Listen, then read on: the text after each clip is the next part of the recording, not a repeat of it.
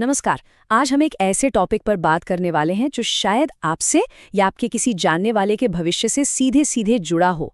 सरकारी नौकरियां, और वो भी मिशन मोड पर। तो सरकार का ये जो बड़ा कदम है, ये देश के करोड़ों युवाओं के लिए क्या मौके लेकर आ रहा है और इसकी चुनौतियां क्या हैं, सब कुछ समझेंगे। तो इस विश्लेषण को अंत तक जरूर देखिए।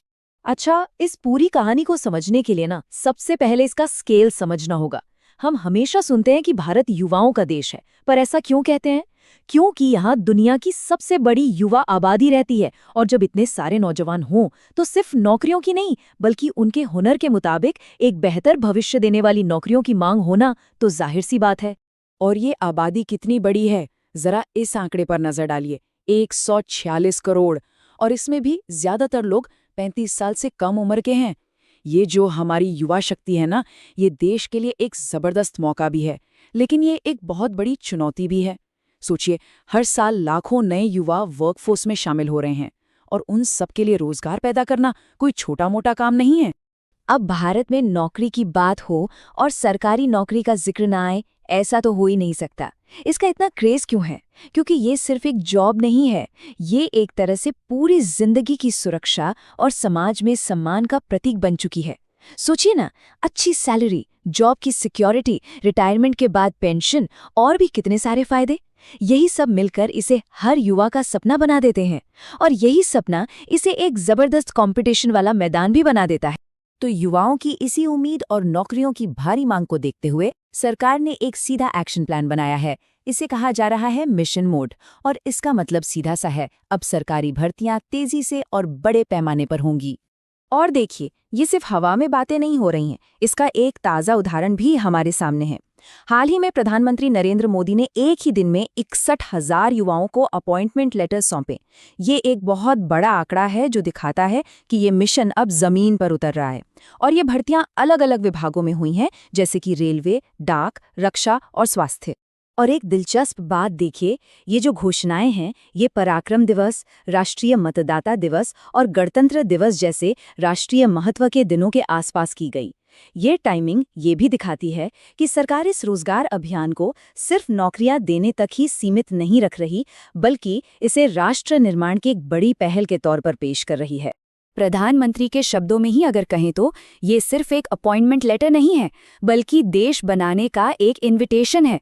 ये एक जिम्मेदारी है कि ये युवा देश के रक्षा क्षेत्र को, स्वास्थ्य सेवाओं को और हमारी शिक्षा प्रणाली को और मजबूत करें। तो साफ है, विजन सिर्फ नौकरी देने से कहीं ज्यादा बड़ा है।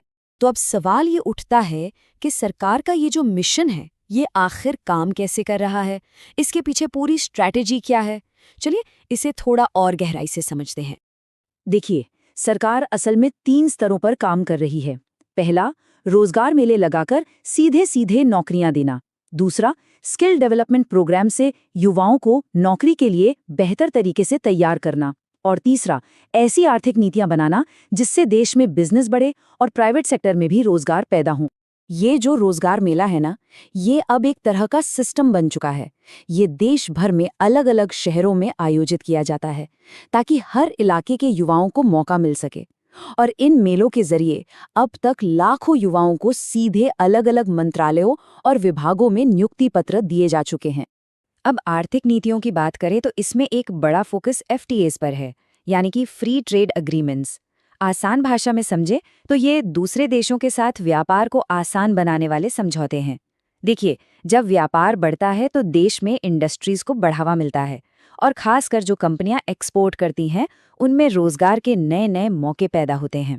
तो भारत इस वक्त दुनिया की जो बड़ी बड़ी इकोनॉमिक पावर्स है ना, जैसे कि यूरोपियन यूनियन, अमेरिका और ब्रिटेन, इन सब के साथ ऐसे ही व्यापार समझौतों पर तेजी से काम कर रहा है। इन समझौतों का सीधा असर हमारे मैन्युफैक्चरिंग, IT और सर्विस सेक्टर पर पड़ेगा, जहां भविष्य में बहुत सारी नौकरियां बनने की उम्मीद है। ठीक है, सरकार की नीतियां और मिशन हमने समझ लिया, लेकिन अब आते हैं सबसे जरूरी सवाल पर। देश के नौजवानों के लिए इसका सीधा सीधा क्या मतलब है? देखिए, इसके 2 पहलू हैं। एक तरफ तो एक बहुत बड़ा अवसर है, मतलब केंद्र और राज्य सरकारें मिलकर लाखों वैकेंसीज निकाल रही हैं। लेकिन सिक्के का दूसरा पहलू है जबरदस्त कंपटीशन। जब एक एक पद के लिए हजारों लोग अप्लाई करते हैं तो चुनौती बहुत ज्यादा बढ़ जाती है। तो यहाँ से हमारे लिए सबसे बड़ा टेकअवे क्या है? वो ये है कि मौके तो आ रहे हैं, लेकिन उन्हें हासिल करने के लिए तैयारी भी असाधारण होनी चाहिए। मतलब साफ है, एग्जाम के बदलते पैटर्न पर नजर रखनी होगी, अपने स्किल्स को लगातार अपडेट करना होगा और पूरी लगन से मेहनत करनी होगी। सिर्फ मेहनत ही इस अवसर को हकीकत में बदल सकती है। कुल मिलाकर सरकार मिशन मोड में है और नौकरियां देने की प्रक्रिया भी तेज हुई है।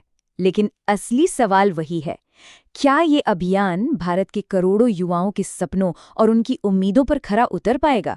इस पर आपके क्या विचार हैं? हमें नीचे कमेंट्स में जरूर बताएं। ऐसी ही और जानकारी के लिए ऑल कैन स्टडी को सब्सक्राइब कीजिए। धन्यवाद। चलिए मिलते हैं अगले वीडियो।